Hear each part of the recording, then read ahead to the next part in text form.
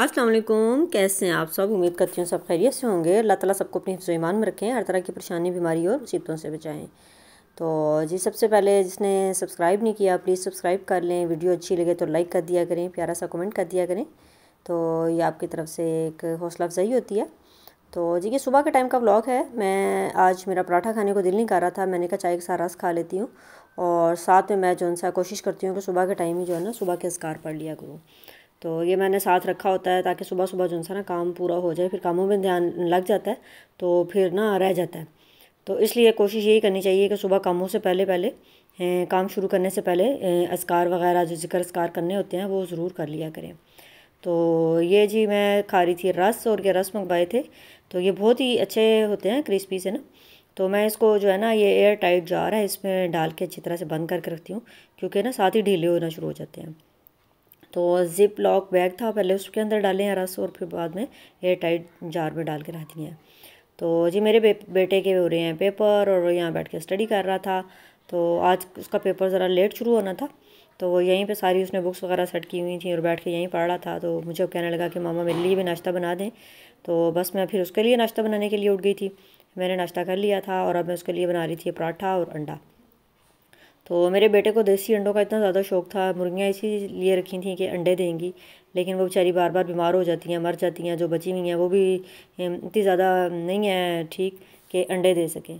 तो फिर हमने जो सा ना बाज़ार से अंडे, शुक्र है देसी अंडे मिल गए थे, वरना देसी अंडे आजकल मिलते भी नहीं हैं। सर्दियों में तो देसी अंडों की भी किल्लत हो जाती है। तो हम टेक्सला गए थे, वहाँ पे एक दुकान पे हमें शुक्र है नज़र आ गए, तो हमने ज़्यादा सारे देसी अंडे जो है वहीं से खरीद लिए थे। तो वो छोटे छोटे से होते हैं। फार्मी अंडा जो होता है ना वो बड़े साइज़ का होता है, वो एक अंडे से ही पराठा खाया जाता है, लेकिन देसी अंडे बहुत ही छोटे छोटे चुने मुन्ने से होते हैं। तो इसलिए जो है ना मैं 2 अंडे फ्राई कर रही थी। तो ये फार्मी अंडा जो ऐसे ही ऑयल में डलता है ना साथ ही पक जाता है, वो पता नहीं किस तरह से बने होते हैं। सुनने में तो यही आता है कि वो आर्टिफिशियल तैयार करते हैं। तो बहरहाल देसी का ये होता है कि वो ओरिजिनल तो होते हैं। तो उसमें ना ऑयल में जैसे मैंने डाला ना तो काफ़ी टाइम लगाने के बाद ये जो है ना पकते हैं। तो ये फ़ायदा होता है देसी का और फार्मी चीज़ों का। तो बस मिलना बहुत मुश्किल होता है सर्दियों में, तो इतना पता करते हैं इधर उधर से लोगों से हैं, तो कहीं से भी ना देसी अंडे नहीं मिल रहे होते। तो अल्लाह करे कि हमारी मुर्गियाँ अंडे देना शुरू कर दें ताकि घर के अंडे हों। तो इतनी सारी मुर्गियाँ लाए हैं, लेकिन मरते मरते फिर भी 2-3 बची हैं। तो देखिए अब क्या होता है, अल्लाह ताला बेहतर करे। तो बाजी की मैं नाश्ता बना रही थी, और ये अंडे जो हैं इनके ऊपर गरम गरम ऑयल डालें ना, तो हल्का सा बस सर्दी को पकाना होता है, ज़्यादा पकाने से ना उसका फ़ायदे भी ख़त्म हो जाते हैं। तो बस हल्का हल्का मैंने इसमें डाला, क्योंकि ये बड़े आराम से कुक हो जाता है। तो उसी ऑयल में, जो ऑयल मैंने ज़ायद निकाल लिया था, बाकी ऑयल के ऊपर ही पराठा डाल दिया, तो पराठा बड़ा मज़ेदार सा इस तरह बन जाता है। तो ऑयल भी ज़ाया नहीं होता, इसलिए पहले मैं अंडे बना लेती हूँ, उसके बाद जो है उसी पे पराठा बना लेती हूँ। तो बाद में हल्का सा ऑयल लगाना पड़ा, तो वरना तवे के ऊपर ही जो ऑयल था ना उसी पे पराठा बन के रेडी हो गया। तो ये मज़ेदार सा क्रिस्पी सा पराठा बन के रेडी हो गया था। तो आज मैं बात कर रही थी लोगों के अंदाज़े गुफ्तगू पे। तो बाज़ लोग ऐसी गुफ्तगू करते हैं इतनी गलत कि बंदे का ना दिल जला के रख देते हैं। इतनी इतनी अजीब लोगों की होती है गुफ्तगू, लैंग्वेज जो उनसी होती है ना कि वो बर्दाश्त से बाहर हो जाती है। तो मुझे तो ऐसे लगता है कि जैसे ना इंसान का दिल ही छिलनी छिलनी हो जाता है। तो वो इतनी अजीब सी बातें होती हैं कि वो सारी उम्र आपके दिमाग से निकलती नहीं है। बस वो बैठे हों आराम से, बंदा पुरसकून तरीके से बैठा होता है, लेकिन वो बातें जो उनसी इतनी तलख होती हैं कि वो आ जाती हैं, ज़हन में आ जाती हैं और वो निकलती नहीं है, फिर परेशानी होती रहती है। मुझे तो ऐसा लगता है कि मेरा सीना जलना शुरू हो जाता है वो याद करके ना बातें। हर इंसान के साथ ज़िंदगी में कोई ना कोई शख्स ऐसा उसके नसीब में ज़रूर लिखा होता है जो उसको अजियत देने के लिए होता है। तो हमारे माशरे में तो बहुत से लोग ऐसे हैं, बहुत ज़्यादा घरों में ऐसे लोग पाए जाते हैं। आपके अपने रिश्तेदार जो होते हैं ना, अपने करीबी होते हैं, वही आपको ज़्यादा तकलीफ़ दे रहे होते हैं। गैरों को इतना क्या मुसीबत पड़ी होती है, तो अपने ही ज़्यादा हमें परेशान कर रहे होते हैं। तो बस इसलिए बेहतर यही होता है कि इंसान कम से कम किसी से रब्ते में रहे, कम से कम बोले। अगर किसी से बात करनी है, गुफ्तगू करनी है, इतने अच्छे अंदाज से करें कि अगला आपको याद भी रखे, ना कि अगले को जला के रख दें।